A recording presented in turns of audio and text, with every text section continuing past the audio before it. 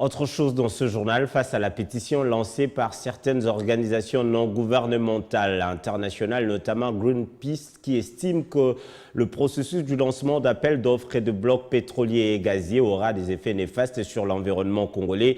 Le ministre des Hydrocarbures rassure quant à lui l'opinion nationale et internationale que ce processus demeure un tournant majeur dans la diversification économique du pays et n'a aucun effet négatif sur l'environnement.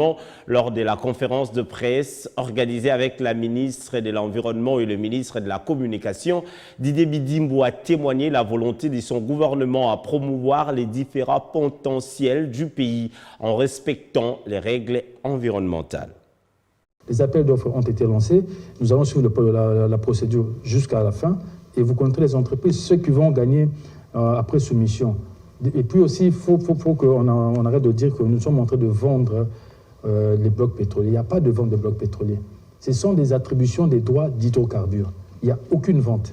Donc, on lance ces appels d'offres pour que les personnes qui vont venir, avec lesquelles nous allons signer, et déjà, la première des choses, c'est que la loi oblige que la Société nationale, la Sonatrach, puisse avoir minimum 20% dans tout ce qui sera fait. Donc, ça peut aller de 20% à 50%, ou même un peu plus. Ça dépendra de la négociation.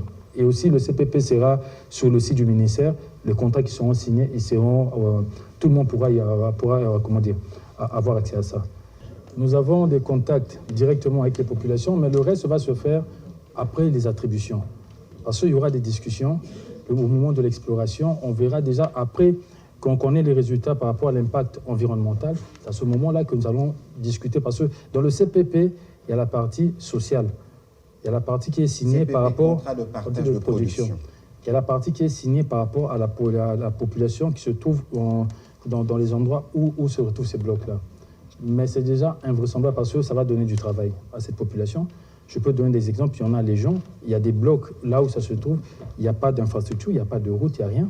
Aujourd'hui, si on s'est attribué ces blocs et qu'il commence à y avoir de l'exploitation de ces ressources-là, ça va faire qu'il y aura des routes, il y aura des infrastructures, il y aura des écoles, il y aura des hôpitaux, et ça ne pourrait bénéficier qu'à cette population-là.